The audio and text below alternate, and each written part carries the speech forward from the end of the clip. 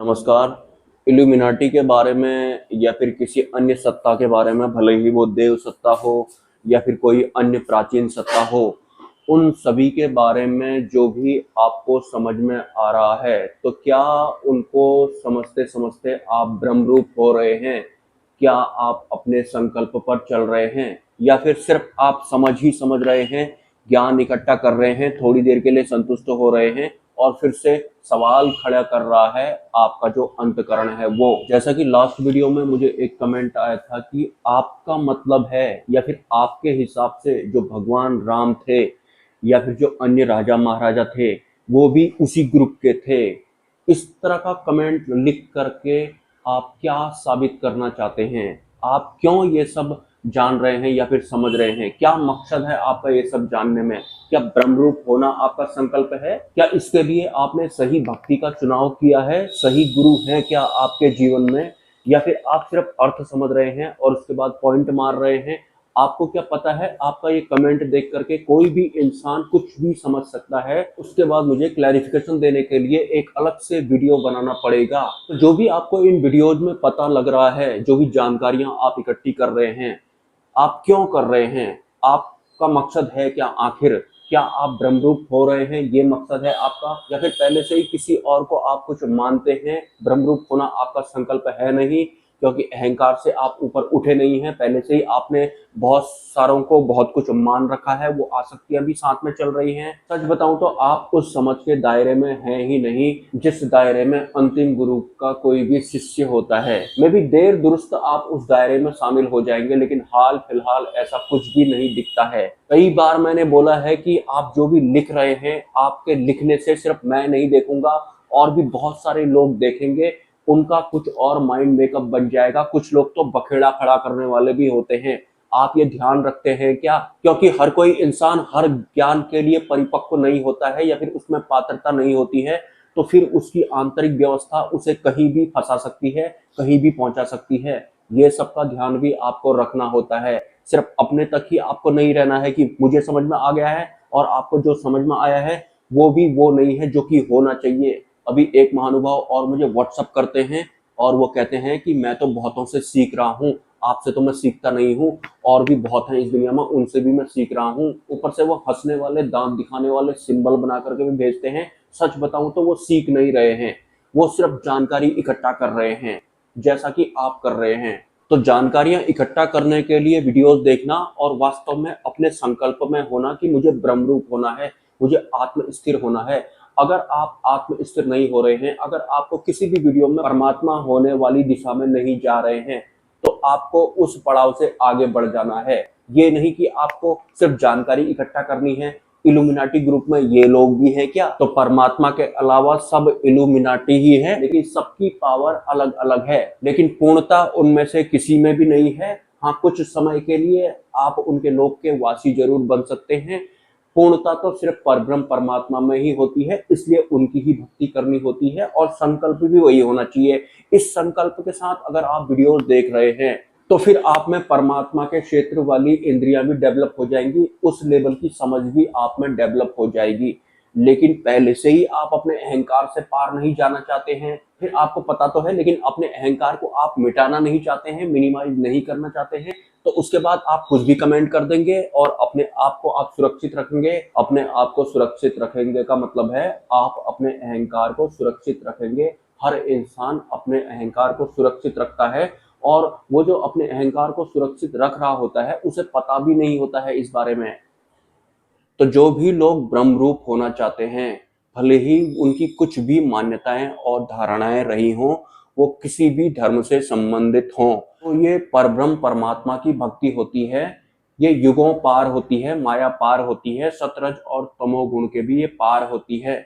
तो सिंपली आपको परब्रह्म परमात्मा भगवान स्वामी नारायण की भक्ति करनी है, उनका ही मंत्र जप करना है, उनका ही आपको ध्यान करना है। उनके अलावा हमारे इस पर्टिकुलर पृथ्वी लोक या फिर ब्रह्मांड के रेडियस में परब्रह्म का कोई अन्य अवतार नहीं है। जो अन्य है वो कोई देव अवतार हैं, कोई माया के अवतार हैं, या फिर कोई ईश्वरीय अवतार हैं।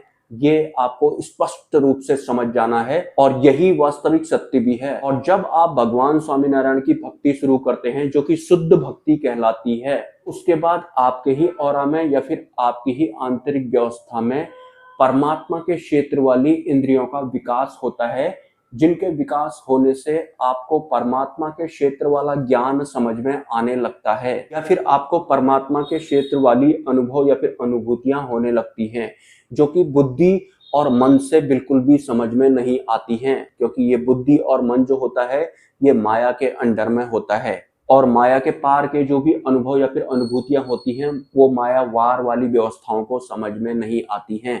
हालांकि उनके स्तर के हिसाब से, उनके तल के हिसाब से जितना भी उनको समझ में आएगा वो उनके तल में समझ में आएगा। जैसे कि बुद्धि से आपको जो भी समझ में आ रहा है वो बुद्धि के तल के हिसाब से सच होगा, लेकिन बुद्धि के तल से अगर आप ऊपर उठ जाएंगे, सपोज कि परमात्मा के क्षेत्र वाली इंद्रियों का विकास आप में हो गया, तो उन इंद्रियों से आपको जो समझ में आएगा वो और ज्यादा प्योर होगा। अगर आप आत्म तल में ही स्थिर हो जाते हैं फिर तो आपको अंतिम सत्य प्राप्त हो जाता है। बुद्धि वाली जो समझ होती है ये अहंकार की समझ होती है। बुद्धि से आप कभी भी परमात्मा को ट्रैक नहीं कर सकते हैं, मन भी परमात्मा को कभी ट्रैक नहीं कर सकता है। इनकी जितनी क्षमताएं होती हैं ये अपनी क्षमताओं के अंदर ही उठक पटक करते हैं, उससे आगे ये नहीं होते हैं। ये मायावार वाले हथियार या फिर व्यवस्थाएं होती हैं, ये इंसानों को या फिर जीवों को अपने ही आवरण में रखने का काम करती हैं। ये कोशिश करती हैं कि जो जीव है वो इनके ही आवरण में संतुष्ट रहे और दोबारा से उसकी जन्म और मृत्यु होती रहे, और इनके ही आवरण में आपको इनकी ही इंद्रियों वाले कोई छोट-मोट सुख जैसे मिल जाएंगे, थोड़ा शांति आपको जैसी मिल जाएगी जो कि टेम्परेरी होती है, उसमें ही आपको सिमट नहीं जाना है। तो शारीरिक इंद्रियों वाले जो सुख होते हैं उनको भी आपको स्कैन करना है कि इनके लपेटे में भी आपको नहीं आना है। मानसिक इंद्रियों वाले जो आपको सुख मिलते हैं या फिर जो आनंद जैसा महसूस होता है जो कि माया वाला होता है, उनमें भी आपको नहीं पड़ना है। पुरानी धारणाएं, मान्यताएं आपकी हैं जिनसे कि आपके अहंकार को संतुष्टि मिलती है या फिर वो स्थिर जैसा अपने आप को महसूस करता है, तो उनमें भी आपको नहीं पड़ना है। टोटल मिलाकर के जीव को आत्म तत्व में स्थित होना है, लेकिन जीव माया में स्थित हुआ पड़ा है या फिर अहंकार में स्थित हुआ पड़ा है। इससे ही इनको मुक्त करना होता है, जीव को इनसे ही मुक्त होना होता है और आत्मा में स्थिर होना होता है। आत्मा में जब आप स्थिर हो जाएंगे तो आप में अलग लेवल की इंद्रियों का विकास हो जाता है जो कि परमात्मा से कांटेक्ट कर सकती हैं। उससे पहले आप परमात्मा या फिर परब्रह्म से कांटेक्ट नहीं कर सकते हैं। परब्रह्म से कांटेक्ट करने के लिए आपको परब्रह्म परमात्मा की ही भक्ति करनी होती है जो कि भगवान स्वामीनारायण हैं। मतलब बुद्धि और मन से आपको आज तक जो भी समझ में आया है उसे आपने संभाल कर अगर रखा है और उसमें परब्रह्म अगर शामिल नहीं है, आप आत्म स्थिर नहीं हो रहे हैं, तो सिंपली आपने कचरा इकट्ठा किया हुआ है। तो कचड़े को स्कैन करने का या फिर इससे दूरी बनाने का एक ही तरीका है कि जो भी ये मुझे समझ में आ रहा है, क्या वास्तव में इससे मैं ब्रह्मरूप हो रहा हूँ, क्या मैं इससे मन बुद्धि पार जा रहा हूँ, आत्म स्थिर में हो रहा हूँ, क्या संसार छूट रहा है क्या मुझसे। संसार छोड़ने का मतलब ये भी नहीं है कि आपको ये दुनियादारी में शामिल नहीं होना है, आपको आंतरिक स्तर पर संसार को छोड़ना है। मतलब आप में एक समझ क्रिएट होगी जो कि परमात्मा के लेवल की होगी। आपको ये सारा का सारा जो जाल होता है, जो ट्रैप होता है जिसमें इल्यूमिनाटी भी शामिल होगा, वो सब आपको समझ में आ जाता है। मतलब आप इन सबसे अछूत हो जाते हैं। उसके बाद होंगे ये सब आपके सामने में ही, सब कुछ आपके सामने में ही हो रहा होगा, लेकिन ये आपको प्रभावित नहीं कर पाएंगे। उसे ही ब्रह्मरूप होना कहते हैं। और ब्रह्मरूप होने के लिए हमारे जीवन में अंतिम गुरु भी होने चाहिए। और अंतिम गुरु कौन होते हैं मैं बहुत बार बता चुका हूँ, जिनका संबंध भगवान स्वामीनारायण से होता है वही हमारे एकमात्र अंतिम गुरु होते हैं। उनके अलावा कोई गुरु होते भी नहीं हैं। लेकिन अंतिम गुरु को भी आप तब ग्रहण कर पाएंगे जब आप कम से कम अपने अहंकार को तो समझें कि ये जो ज्ञान इकट्ठा कर रहा है, ये जो सुन रहा है और जो संतुष्ट हो रहा है, आखिर ये है कौन, मैं कौन हूँ की यात्रा आपको करनी है। कुछ भी आप सोच रहे हैं, समझ रहे हैं, देख रहे हैं, उन सब में आपका एक ही ध्येय होना चाहिए कि मुझे पता लगना चाहिए कि मैं आखिर हूँ कौन। मैं पता लग जाता है आपको कौन हूँ तो उसके बाद आपको परमात्मा का पता लग जाता है कि वो कौन है। लेकिन पहले से ही अपने आप को मैं कौन हूँ, मैं जानता हूँ जो माना होता है आपने वो अहंकार ने माना होता है, इसको स्कैन करना होता है। इस विषय पर कुछ लिखना चाहते हैं तो लिख सकते हैं।